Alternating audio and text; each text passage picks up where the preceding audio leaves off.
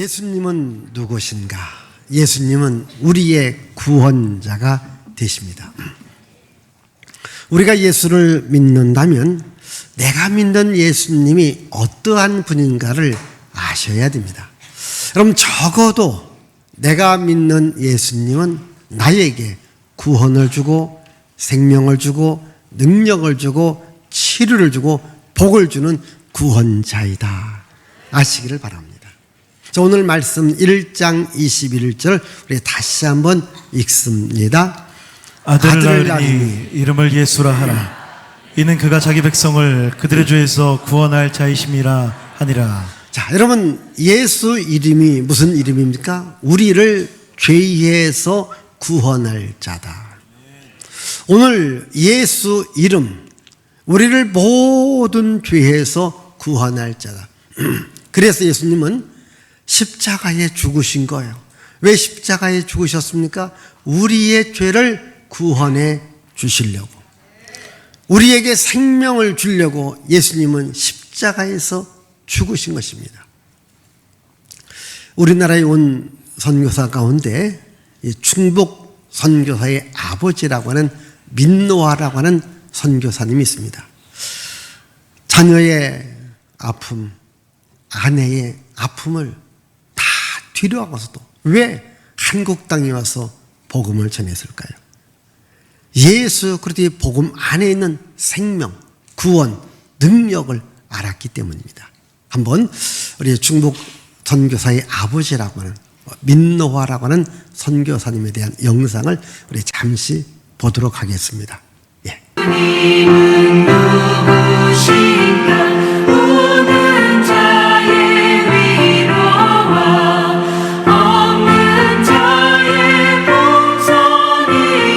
우리에게 익숙한 찬송가 96장 예수님은 누구신가? 이 찬송가를 번역 작사한 사람이 오늘의 주인공 프레데릭 밀러, 한국 이름 민노아 선교사입니다. 1892년 조선에 도착한 민노아 선교사. 경기 남부지역 순회 전도 중 청주에 기독교 공동체가 형성돼 있다는 것을 듣게 되는데요. 그 소식이 그의 복음 전파 사명에 불을 지폈습니다. 민노아 선교사는 청주에 선교 본부를 설립해 경기 남부와 충청도를 중심으로 본격적인 선교 활동을 이어갔는데요.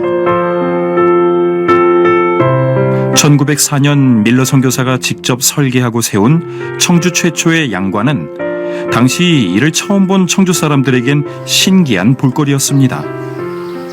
현재 6동 중 1동을 청주 성서신학원에서 여전히 사용하고 있습니다. 건물이 이건 완전 옛날 건물인데요? 그렇죠. 예. 예, 건축하고 지금 이제 91년 된 거거든요. 그 당시의 건물이 그대로 보존되어 있습니다. 근데 이분이 지금 7채 이걸 지은 거거든요. 설계하고 기획하고 또 재정을 또 이렇게 투입하고 하는 일들을 다 하신 거 보면은요, 대단한 분이세요. 이 지역이 어떠냐면 청주 읍성이 내려다 보이는 언덕이었거든요. 이쪽으로 다 산이었어요. 이렇게 산 언덕이었어요. 언덕 위에 1호, 2호, 3호, 4호, 5호, 6호까지 쫙 양을 흩어졌어요. 얼마나 멋지게 지었는지 몰라요. 그래서 그 당시 이제 일제가 침탈하고 막 나라를 잃은 슬픔과 아픔 속에 있을 때 양관이 청주민들에게 고향 역할, 향수 역할을 해준 그런 중요한 문화의 진원지라고 할 수 있죠. 이런 걸 만드셨고, 한국 사람들이 못 살고 가난한 이유가 어떤 뭐 인격이나 교양이 부족한 게 아니고 한국민들이 기술이나 과학 이런 지식이 부족하기 때문에 생각했기 때문에 그런 교육에 이제 심혈을 기울였어요. 다양한 용도로 사용된 6동의 양관. 특히 이곳은 청주 사람들에게 사랑방 신문고 같은 장소였습니다. 매일 문간에 벗어놓은 신발이 수십 켤레가 될 정도였다고 하는데요. 힘든 일이 있을 때마다 찾아올 수 있는 곳. 민노아 선교사는 이들의 친구이자 아버지가 되어주었습니다. 장로교 대표위원으로서 한국 찬송가의 기초를 놓으신 분이죠. 그리고 찬송가도 현재 5곡인데 우리 찬송가 집에 5곡이 수록되어 있고, 그 외에 우리가 아는 찬송가 중에서 많은 찬송가를 이분이 번역한 거예요. 전체 한 25곡 정도가 현재 그분이 번역한 곡이 들어와 있습니다. 중부권 선교의 아버지시고 충청 선교의 아버지시고, 경기 남부부터 충청권 홍성, 그 당시 홍성이 이제 도청소저지가 홍성에 있었거든요. 홍성, 대전 이런 중부권 지역에 이분이 선교의 초석을 놓으신 분이시죠. 민노아 선교사는 교육, 의료뿐만 아니라 복음 전파에도 큰 열정을 쏟으며 수많은 교회를 세웠는데요.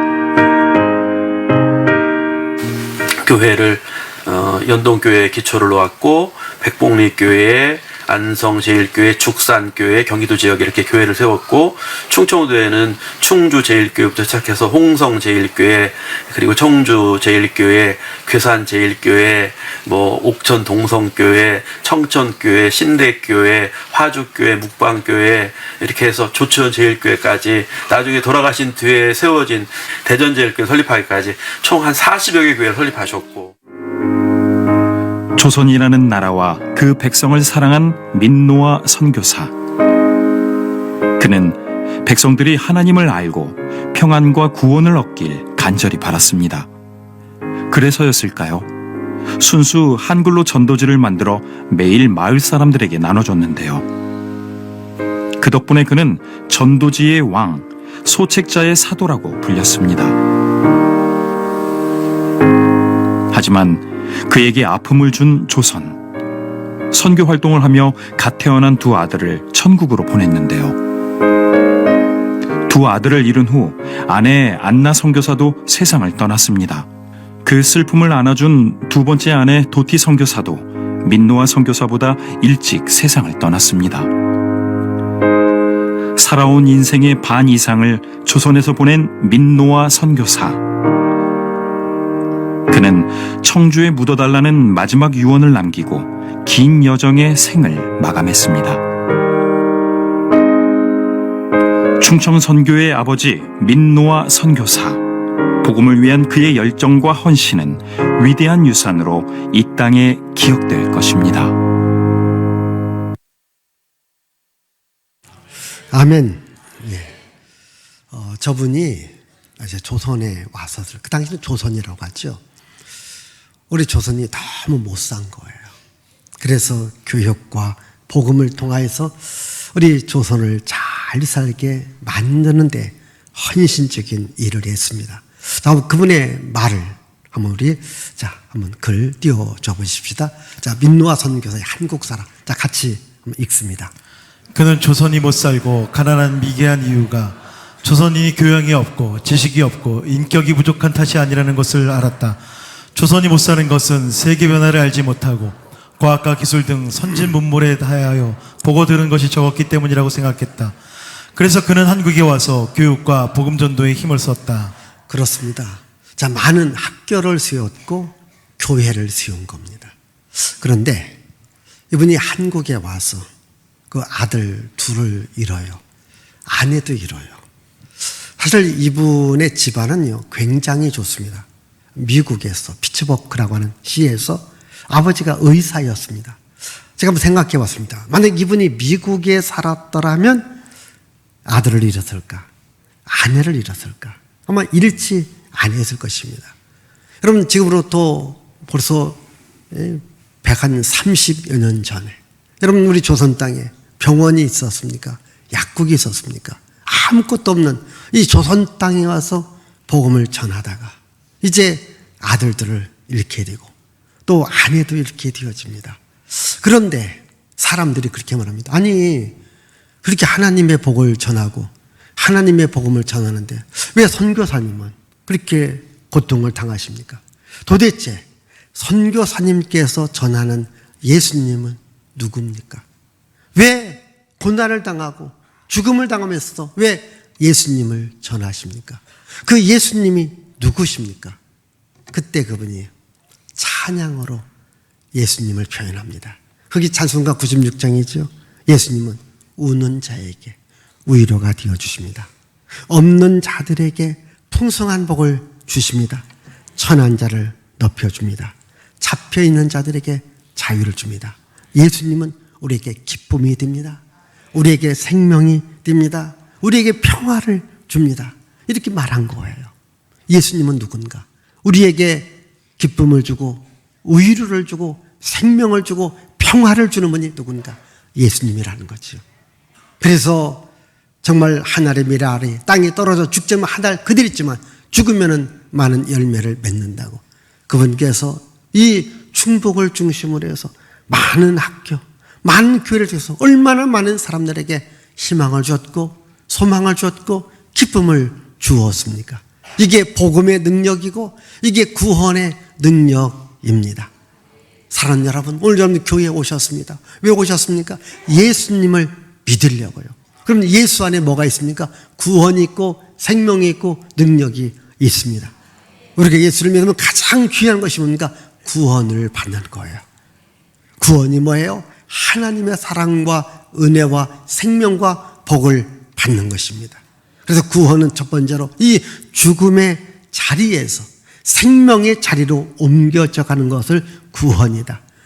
도저히 죽음에서 벗어날 수 없는 사람이 그 죽음을 이기고 다시 살아날 수 있는 이 생명을 얻는 생명의 역사가 구원이다. 여러분, 예수께서 왜 십자가에 죽으셨습니까? 예수께서 십자가에 죽으신 우리들에게 구원을 주고 우리들에게 생명을 주려고 예수께서 십자가에 죽으신 것입니다. 그래서 성경은 말합니다. 누구든지 예수 믿으면 구원받을 것이고 누구든지 예수 이름을 부르면 구원을 받으리라. 우리 한번 사도행전 2장 21절부터 한번 읽습니다. 누구든지 주의 이름을 부르는 자는 구원을 받으리라 하였느니라. 로마서 3장 23절 24절 모든 사람이 죄를 범하였음에 하나님의 영광에 이르지 못하더니 그리스도 예수 안에 있는 속량으로 말미암아 하나님의 은혜로 값없이 의롭다 하심을 얻은 자 되었느니라. 죄의 삭은 사망이요 하나님의 은사는 그리스도 예수 우리 주 안에 있는 영생이니라. 이제 그리스도 예수 안에 있는 자에게는 결코 정죄함이 없나니 이는 그리스도 예수 안에 있는 생명의 법이 죄와 사망의 법에서 너를 해방하였음이라. 아멘. 아멘. 내가 예수 안에 있는가? 내가 예수를 믿으며 살아가는가? 예수 밖에 있는가? 교회 밖에 있는가? 오늘 여러분들은 예수님 안에 들어오셨습니다. 교회 안에 들어오셨습니다. 죽음에서 생명을 얻습니다. 여기 죽음은 영원한 죽음을 말하는 거예요. 사람들은 죽으면 끝이라고 해요. 죽으면 끝이라고 말합니다. 아닙니다. 죽음 뒤에 지옥이 있고 천국이 있습니다. 우리가 예수를 믿어야 될 이유는 천국이 있기 때문입니다. 하나님의 나라가 있기 때문입니다. 영원한 생명이 있기 때문에 우리가 예수를 믿는 겁니다. 그래서 예수 믿으면 죄에서 구원받는데 그 죄가 뭘까요? 사망입니다. 죽음입니다. 사망과 죽음에서 우리가 구원받아 생명 얻어 천국에서 영원히 살아가는 것이죠. 여러분, 예수께서 왜 이 땅에 오셨습니까? 우리에게 천국 가는 길, 천국 가는 생명, 천국 가는 진리를 알려주려고 예수께서 이 땅에 오셨죠. 우리 한번 요한복음 14장 6절을 읽습니다.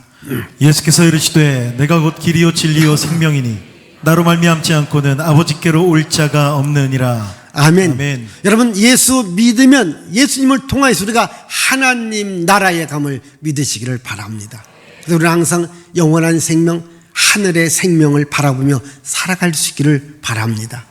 여러분, 구원이라고 하는 것은 무엇일까요? 두 번째, 내가 도저히 해결할 수 없는 문제를 예수 그리스도를 통해서 해결할 수 있는 것이 바로 구원이거든요. 바로 우리 주님은 우리들의 문제를 해결해 줄 수 있는 분입니다. 내가 해결할 수 없는 문제를 우리 주님께서 해결해 줄 때 이것을 우리는 구원받았다 이렇게 말하고 있습니다. 여러분, 제자들이 배를 타고 갈릴리 바다에 갔을 때 큰 풍랑이 일게 됩니다. 죽게 되었습니다. 그때의 제자들이 뭐라고 말할까요? 우리 마태복음 8장 24절 25절을 읽습니다. 바다에 큰 놀이 일어나 배가 물결에 덮이게 되었으되 예수께서는 주무시는지라. 그 제자들이 나와 깨우며 이르되 주여 구원하소서 우리가 죽겠나이다. 자, 여러분, 바다에 큰 풍랑이 일게 됩니다. 여러분, 제자들은 뱃사람입니다. 그러나 예수님이 주무셨을 때 예수님을 깨웠습니다. 여러분, 예수님은 목수 출신입니다.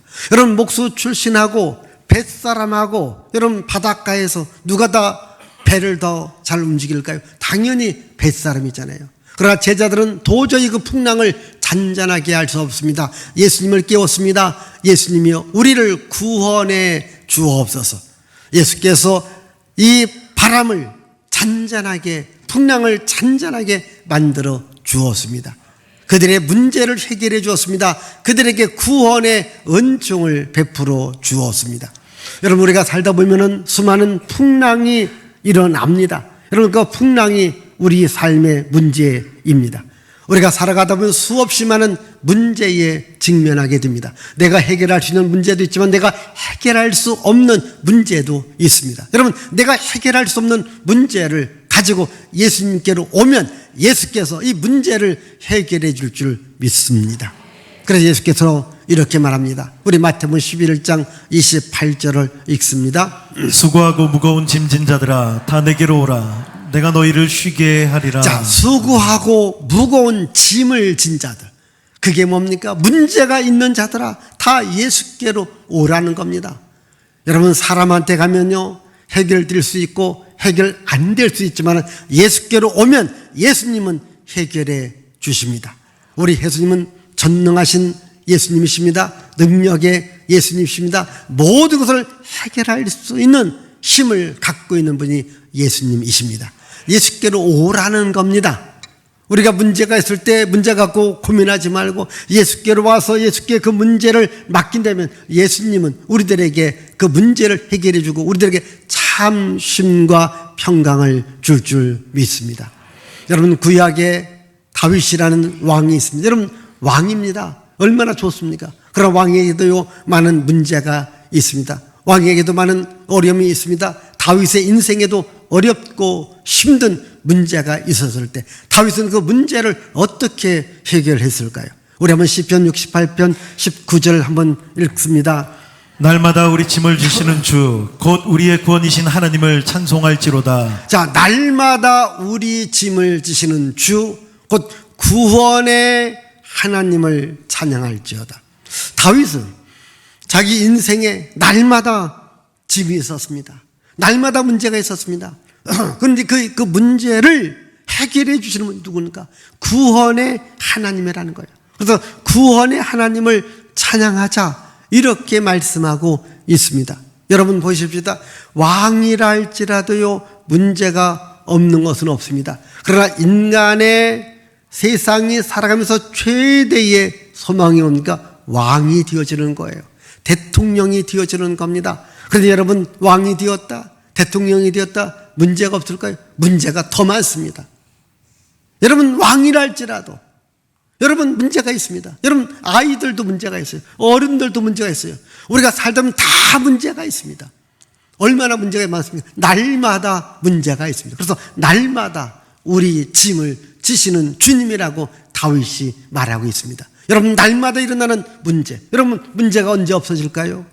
제가 말하지 않습니까? 죽으면 문제가 없어져요.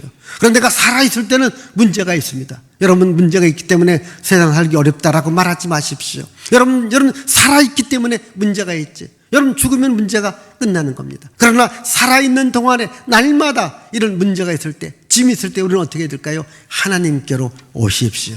예수께로 오십시오. 예수님, 우리의 무거운 짐을 져 주시는 분, 우리들의 문제를 해결해 주시는 분이 예수님이십니다.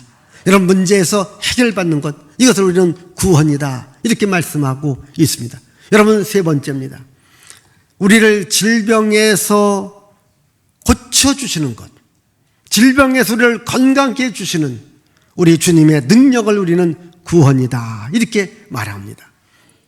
여러분, 예수께서 십자가에서 죽으셨습니다. 단순하게 죽으신 게 아닙니다. 머리부터 발끝까지 온몸에 채찍을 맞고 그리고 십자가를 지고 그리고 예수께서 돌아가신 것입니다. 왜 예수님은 단순하게 십자가에서만 죽지 않고 머리부터 발끝까지 피투성이가 되는 채찍을 맞고 죽어야 했나요? 가장 예수님을 가까이 있었던 베드로는 이렇게 말합니다. 베드로전서 2장 24절을 보겠습니다. 친히 나무에 달려 그 몸으로 우리 죄를 담당하셨으니 이는 우리로 죄에 대하여 죽고 의에 대하여 살게 하려 하심이라.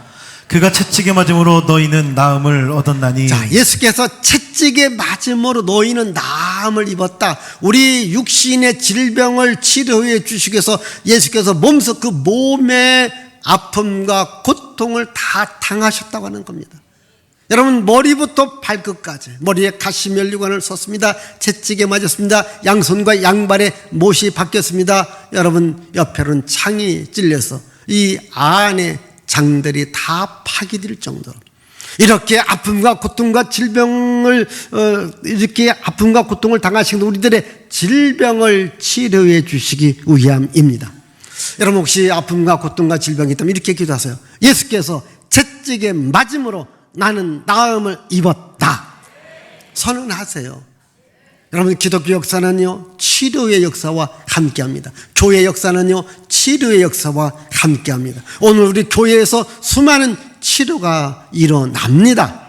여러분, 예수 그리스도를 믿으십시오. 예수 그리스도는 이 땅에 우리를 치료하시기 위해서 오신 것입니다. 우리 한번 마태복음 4장 24절을 한번 읽습니다. 그의 소문이 온 수리아에 퍼진지라. 사람들이 모든 앓는 자 곧 각종 병에 걸려서 고통당하는 자, 귀신 들린 자, 간질하는 자, 중풍병자들을 데려오니 그들을 고치시더라. 자, 여러분, 각종 병자를 예수께로 데리고 왔습니다. 예수님은 다 고쳐주었습니다. 여러분, 우리 병원에 여러분들 가신 분이 있을 겁니다. 병원에 보니 과들이 많습니다. 뭐 외과, 내과에도 무슨 내과 있습니다. 그래서 전문의들만 자기의 전공만 치료할 수 있습니다. 예수님은요, 온갖 병을 다 고칠 수 있는 전능의 하나님, 치료의 하나님이십니다. 여러분, 이 시간 육신 아픔과 고통이 있다면 주여 내 몸을 주께서 만져주시고 내 몸속의 모든 질병, 염증, 통증, 암병, 나시혈은 예수의 이름으로 고쳐주시옵소서, 치료해 주시옵소서. 기도하세요. 선언하세요. 오늘도 하나님은 살아계십니다. 하나님께 나와서 기도하는 자들에게 하나님은 치료해 주시는 하나님이십니다. 여러분, 교회는 생명이 있습니다. 무슨 생명입니까? 아픔과 고통과 질병을 이길 수 있는 생명이 교회에게 있고 예수님에게 있습니다. 물론 우리가 병원도 가야 됩니다. 약도 먹어야 됩니다. 그러나 기도하십시오. 예수님께 부르짖으십시오. 예수께서 채찍에 맞음으로 나는 나음을 입었다. 여러분, 예수님은 누구십니까? 바로 우리의 아픔과 고통과 질병을 치료하시는 예수님인 것을 믿으시기를 바랍니다.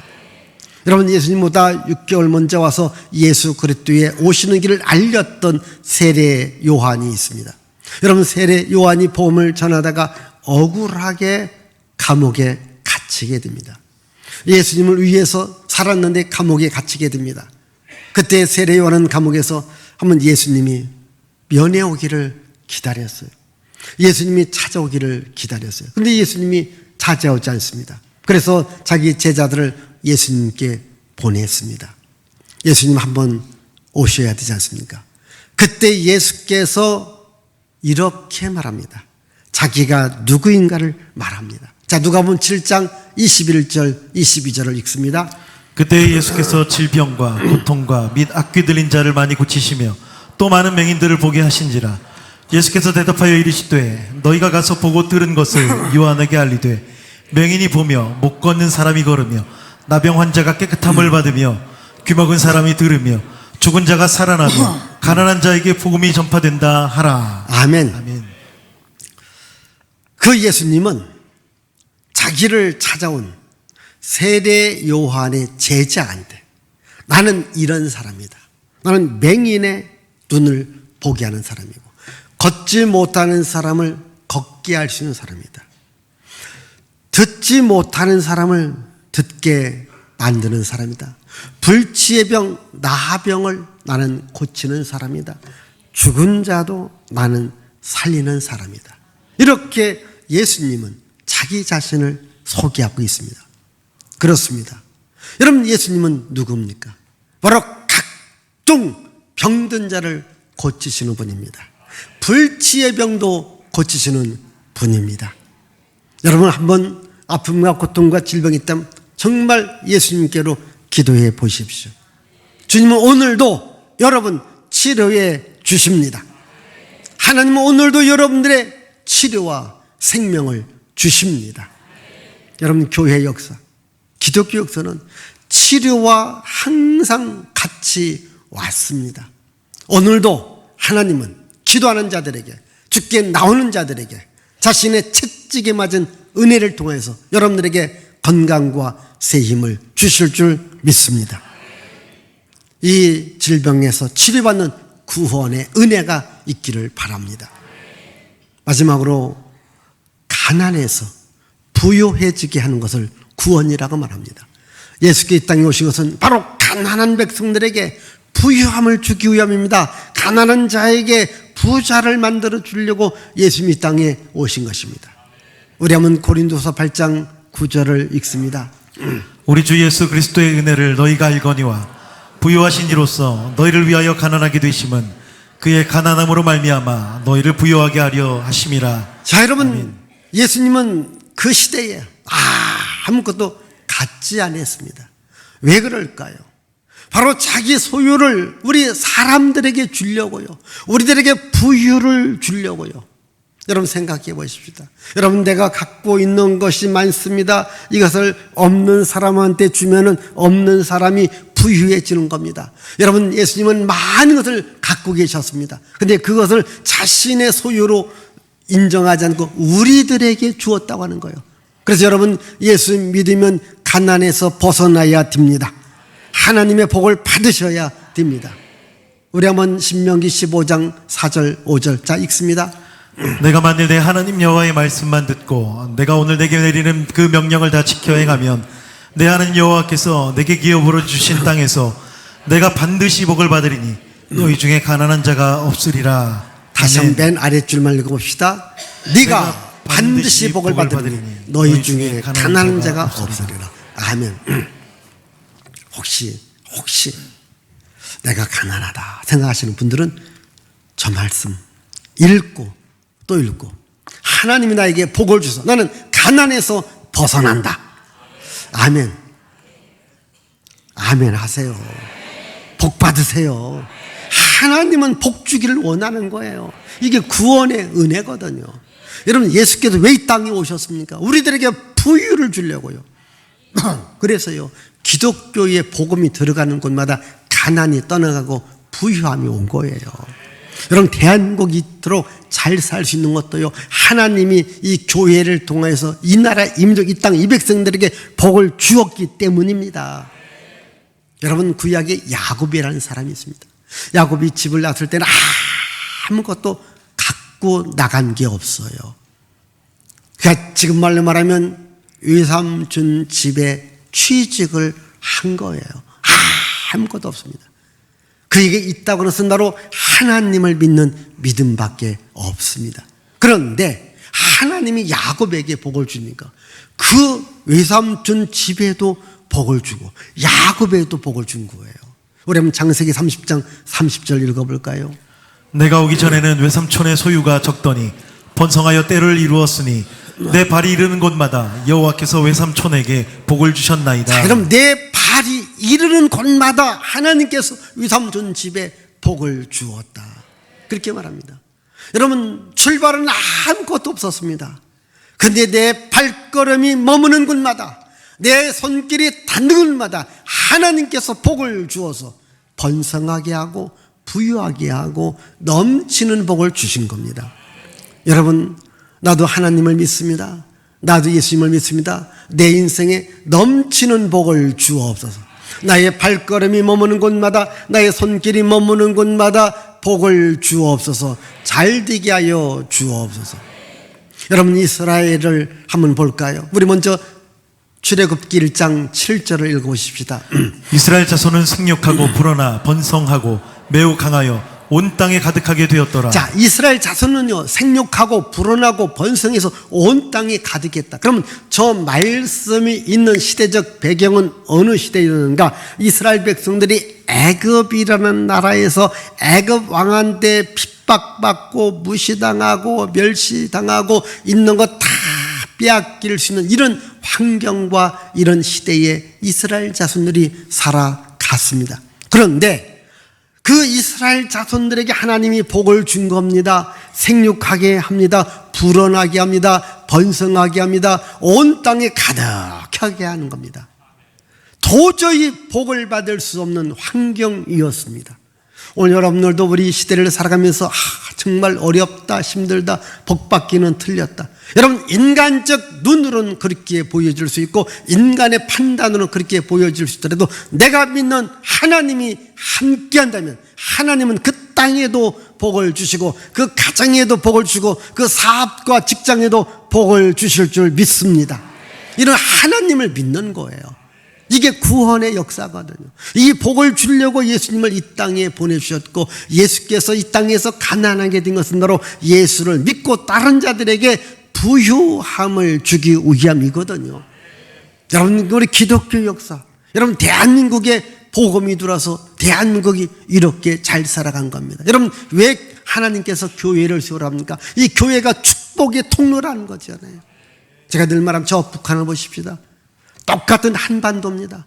거기에는 복음의 축복의 통로가 없어요. 교회가 없어요. 그렇게 안 되는 겁니다. 아무리 인간적으로 발버둥 쳐도 복을 받을 수 없는 겁니다. 그러나 여러분, 대한민국은 어느 땅이든지 간에 교회가 있습니다. 여러분, 그 교회를 통해서 이 땅, 이 민족, 이 백성들에게 복을 주시는 거예요. 하나님이 하늘 문을 여시고 복을 주셔야 되는 거예요. 제가 지난 주일날 시편 65편 9절 말씀했습니다. 주께서 땅을 돌보사 비를 주니까, 물을 주니까 번성하며 생육하며 잘됨의 역사가 일어났다라고 말씀을 드렸습니다. 여러분, 하나님이 돌보아 주시면, 하나님이 은혜 주시면, 하나님이 복을 주시면 잘 드릴 수 있는 겁니다. 여러분, 우리 시대가 어렵고 힘들다 할지라도 살아계신 하나님, 전능하신 하나님, 복 주시는 하나님, 구원의 하나님을 여러분들이 믿고 기도하고 나가보십시오. 그래서 하나님께서 정말 영권, 인권, 물권의 복을 주신다면 우리가 10배로 100배로 1000배로 잘 드릴 수 있습니다. 아멘. 자, 마지막으로 우리 한번 글 한번 결론적인 말씀 다 같이 읽어보십시다. 하나님이 주는 구원은 복은 영원히 살 수 있는 영생을 준다. 하나님이 주는 구원의 복은 무거운 짐과 문제를 해결해 준다. 하나님이 주시는 구원의 복은 질병에서 고침을 받게 한다. 하나님이 주는 구원의 복은 가난에서 부유하게 한다. 그렇습니다. 하나님이 주는 구원의 복이 여러분들의 삶에, 가정에, 사업에, 직장에, 인생에 함께하기를 주의 이름으로 축복을 드립니다. 기도합니다. 살아계신 하나님 아버지 감사합니다.